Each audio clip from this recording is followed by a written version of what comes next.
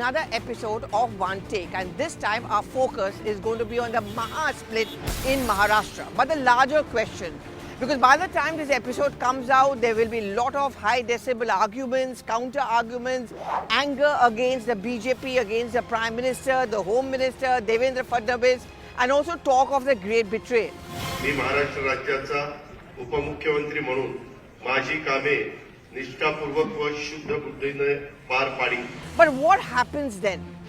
Was there a sense of timing which was kept in mind ahead of the big elections of 2024 and also, of course, the big opposition unity meeting to be held in Bengaluru? Well, that's really the crux of the entire discussion, and I'm going to be asking this question, and there are a couple of questions really I would want your reaction on. Does it mean an end of the Pawar power? Does it mean that he is their Chanakya Niti in place? Could it really have happened without Sharad Pawar being in the know? And will this cast a shadow over the big idea of opposition unity?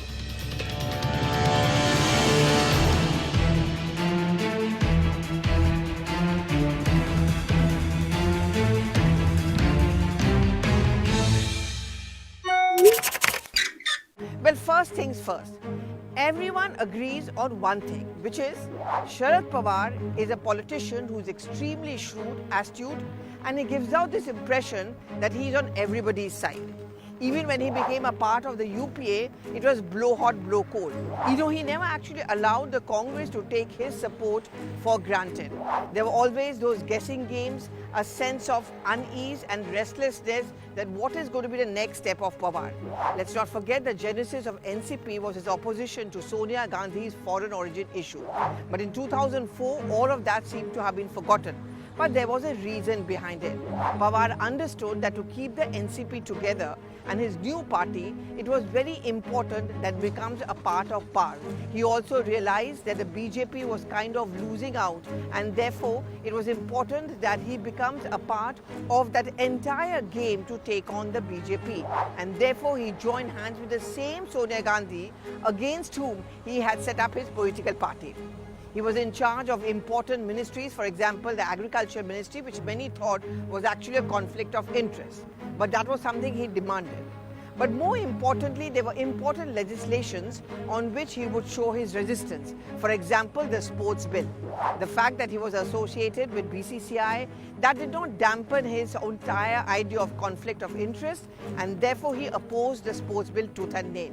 And there was not much that Sonia Gandhi and Dr. Manmohan Singh could do about it. But that is the power of power and the power of Sharad Pawar. And even now, remember, there are sections within the opposition party, for example, Trinamool Congress, who are very miffed with Sharad Pawar because they feel that he had committed to them that he would become the presidential candidate for the last presidential elections, but at the last moment he backed out.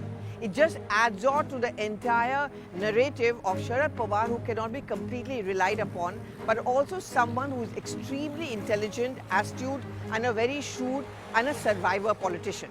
Therefore, the larger question is, was it really possible that Sharad Pawar did not even know what was brewing? Maybe his antenna was up, and that's the reason why Ajit Pawar did not find a place in the central scheme of things as far as the NCP was concerned. Praful Patel and his daughter Supriya Sule were given an important role. But now, the blame on whether the party could have been kept together also comes on Praful Patel, and there's already talk of some action or some accountability fixed on him. Now, mark of Supriya Sule's words.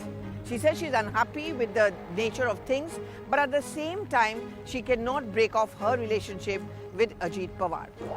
Ajit Pawar's genesis is, of course, his proximity to Sharad Pawar, and therefore it comes back to the question which I'm raising is that was Sharad Pawar not in the know, or is there a larger plan in offing? Is he trying to find a place for his daughter Supriya Sule and also one of his closest confidants, Praful Patel?